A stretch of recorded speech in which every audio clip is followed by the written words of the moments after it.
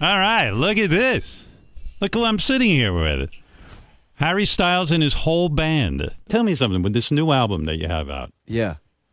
You recorded it while on mushrooms, or you wrote it while you were on mushrooms? I like this. I like this approach because, to me, you know, that's avant-garde. I mean, that's kind of crazy, right? What do the mushrooms do? Like, do they? I mean, I've done mushrooms. Okay. You know. Well, I mean, what do they do to you? Well, I did them, like, I'm old, you know, I'm a geezer. Right. So, you know, I did them back in the, like, maybe the 70s. Sure. And all I did was giggle a lot. Right. And yeah, kind of the same. Yeah. Yeah. I mean, it was just kind of a happy, overall good feeling.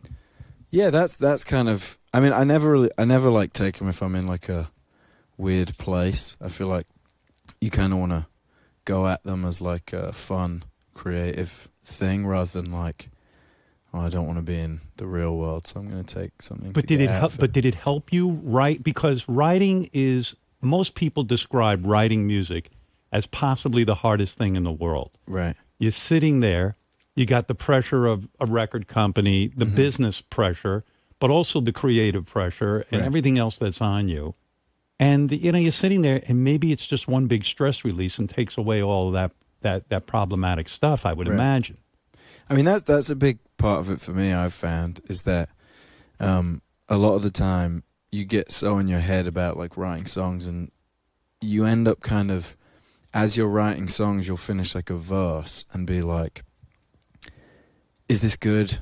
Right. Is this good enough? And you're like, well, you don't know. You've just started it. But for me, a big part of it is just kind of getting out of my own head. And I feel like whenever I'm trying to write good music is usually when I write the worst music, or at least my least favorite music. Yeah, I can't imagine coming up with a new song because the first thing I'd be like, am I onto something great here, or are people going to just laugh in my face? Right. Are they going to take this seriously? I feel like sometimes like you'll write something and you'll either go, is this good enough? Or you get like a chorus that you think is really good, and then you're like scared of ruining it by writing like a bad verse or something. Sometimes it's when you come from a band like you did. I mean, you were in a band. There's a certain safety there, right? Because when you're with the band, hey, you know, you feel protected in a way. Mm-hmm. So when you go solo and you start writing, it's a whole different vibe, right? Yeah, I think it's kind of like, you know, if there's a song you don't like or something you don't like in your head, even if it's like a subconscious thing, you can kind of be like, yeah, well, that wasn't really my choice, or you know, that kind of thing. And then, yeah, I mean, it's definitely putting obviously more of yourself out there. But I kind of that's kind of what's exciting. When you were writing the new album, you said you were sitting and listening a lot to Ram, the Paul McCartney album, which is interesting to me because that album, Ram, wasn't considered like one of Paul's biggest or the best, but with the sense of history, it's a fucking great album. Right. Ram. Yeah. So what happens? You listen to that, and is that what gets you stoked? You go, I'm going to make an album as good as Ram? I think for me a big part of it was like when I first came out of the band, I think I kept thinking like, oh, I don't want to make fun music, and a lot of that was a subconscious thing. I just didn't really want to make like I just didn't want to make the same music that we're making in the band. Not because I didn't like it. I just wanted it to be a different thing.